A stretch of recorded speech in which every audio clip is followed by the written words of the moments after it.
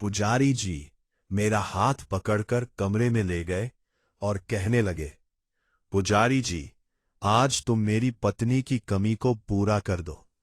मुझे उसकी बहुत याद आ रही है।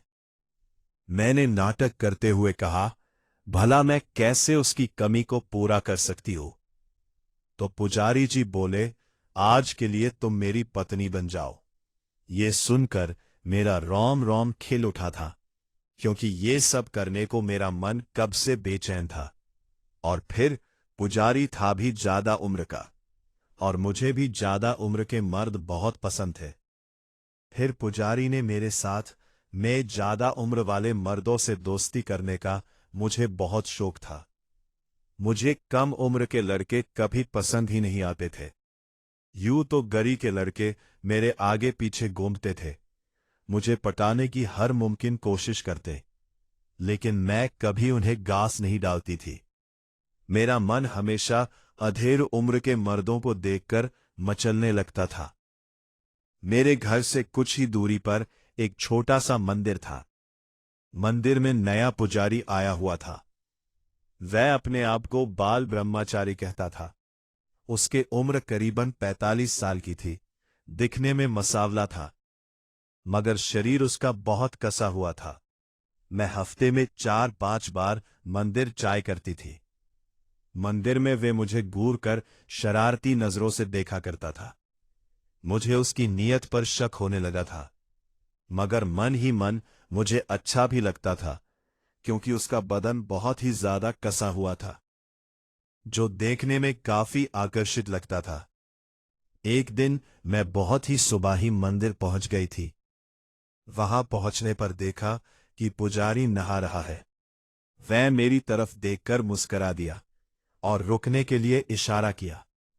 वह खुले में नल के नीचे नहा रहा था। उसका कसा हुआ बदन बहुत अच्छा लग रहा था। उसने पतली सफेद धोती पहन रखी थी। मैं चिड़ची नजर से उसे देख ही रही थी। शायद उसे पता चल गया कि मैं उसे देख रही हूं। भय अब कपड़े बदलने लगा। कपड़े बदलकर भय मेरे पास आ गया और बोला, अब तुम्हें पूजा कराता हूं। पूजा के बाद उसने मेरी पूजा की थाली में चुपचाप एक परशी डाल दी। ये पढ़कर मेरा रो रो खिल उठा था।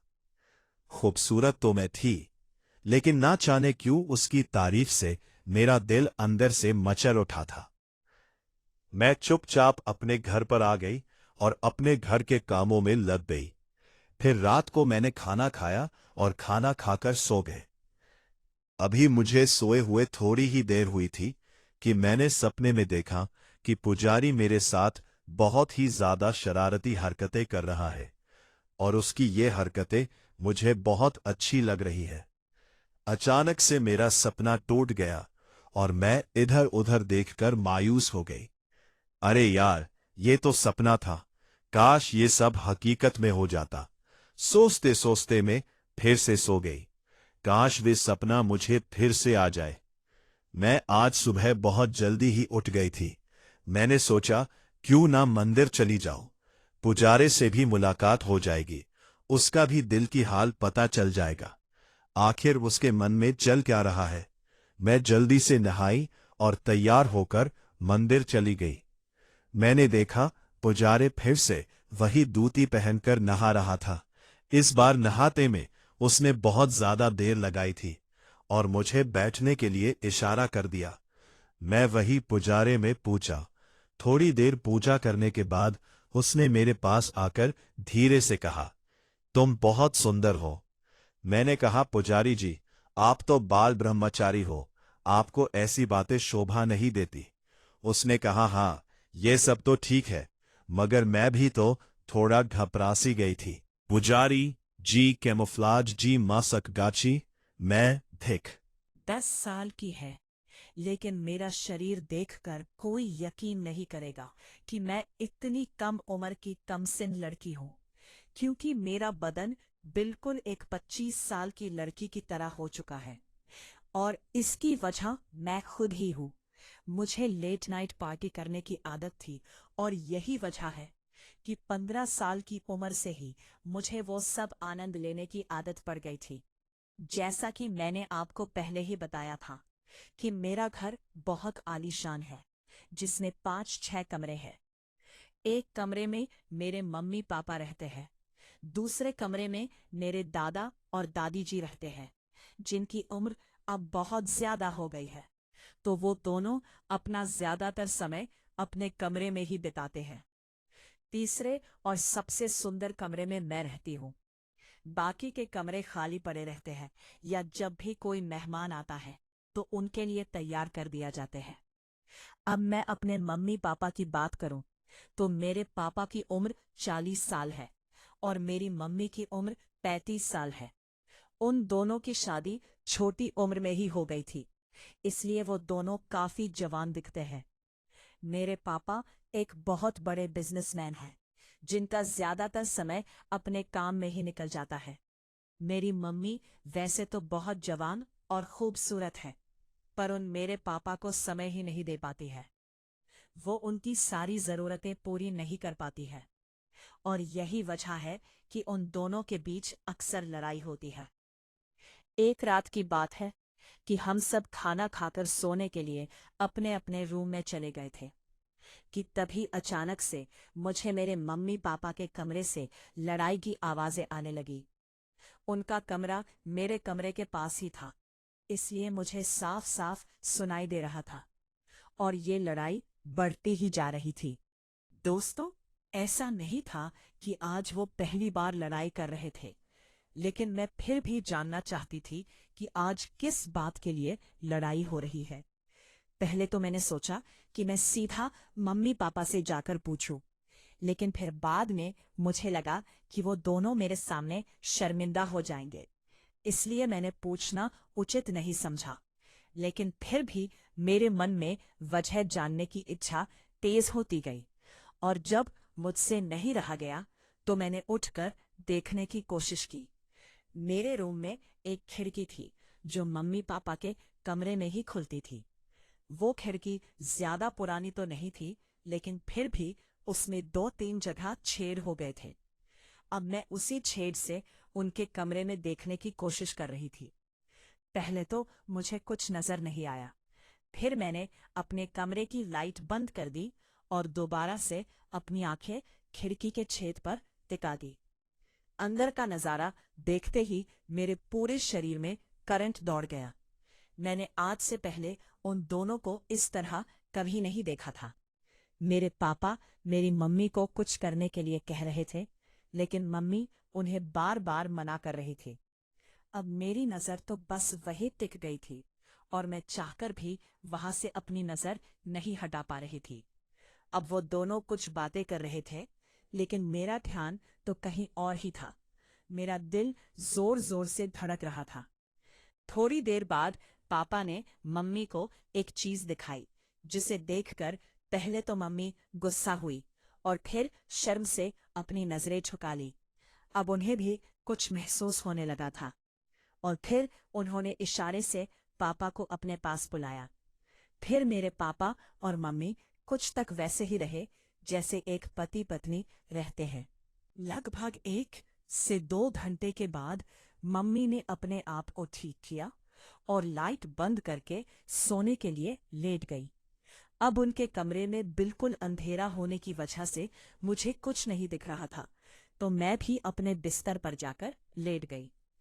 इतना सब कुछ देख लेने के बाद मुझे नींद नहीं आ रही थी।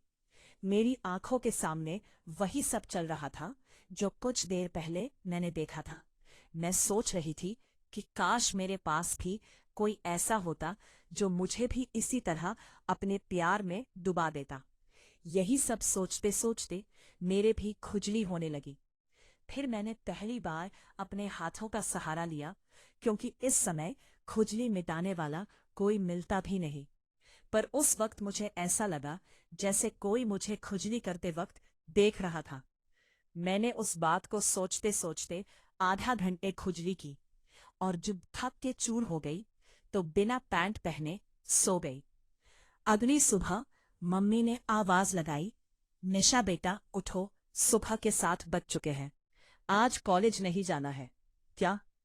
उनकी आवाज सुनकर अचानक से मेरी आंख खुली और मैं सीधा उठकर वॉशरूम चली गई।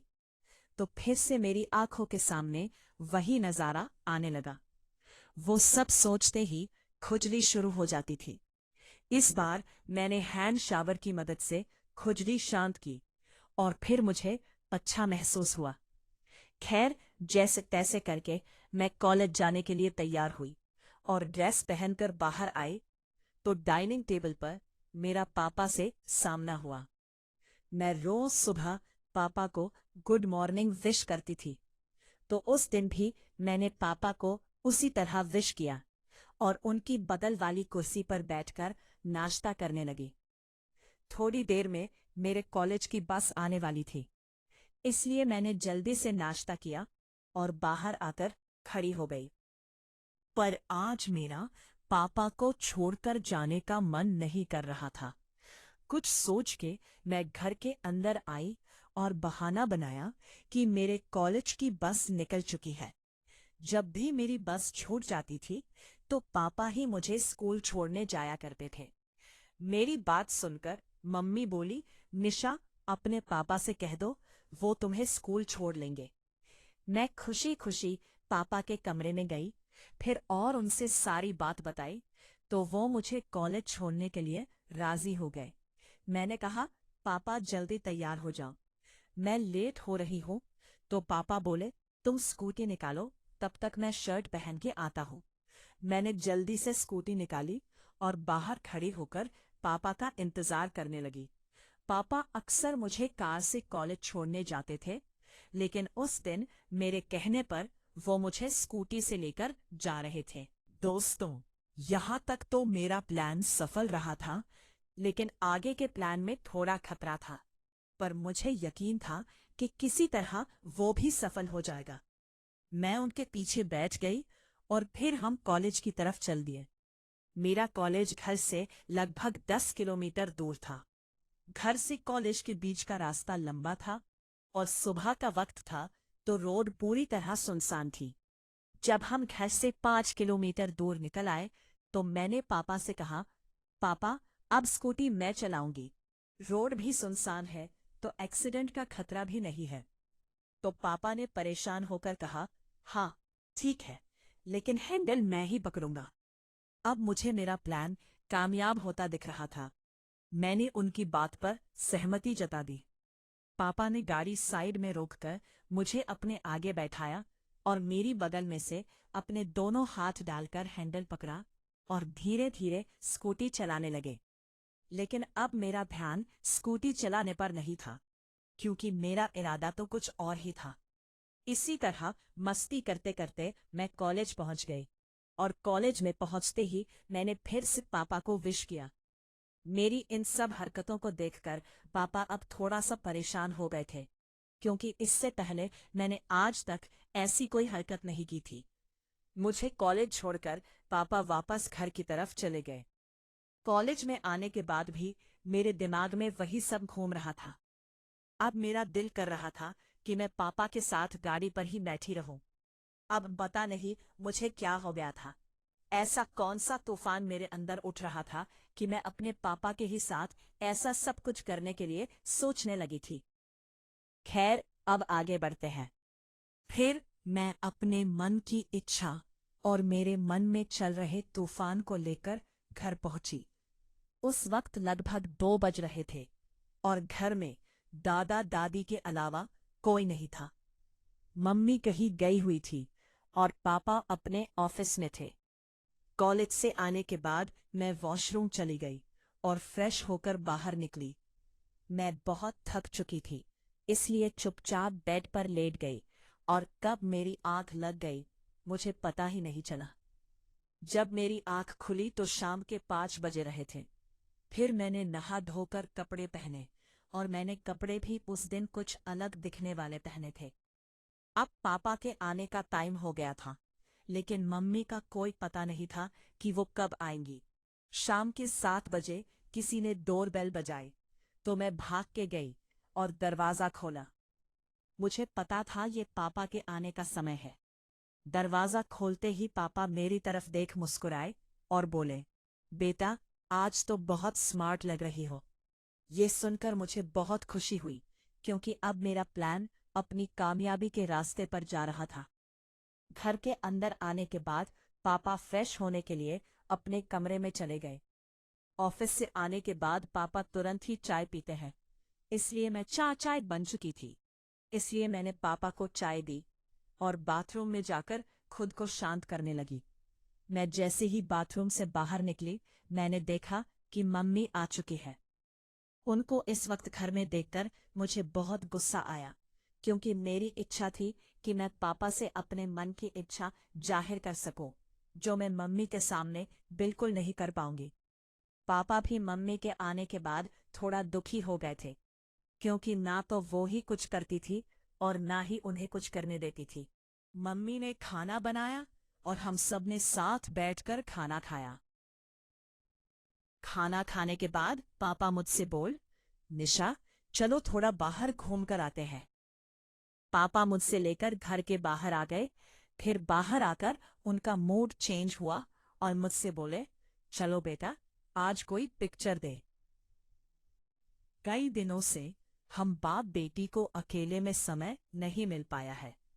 तब मुझे पापा पर इतना प्यार आया कि पापा मेरे साथ अकेला रहने की कितनी कोशिश कर रहे हैं। खैर, फिर हम स्कूटी पर सवार होकर एक सिनेमा हॉल में पहुंच गए और रास्ते में ही मम्मी को फोन कर दिया कि हम दोनों पिक्चर देखने जा रहे हैं।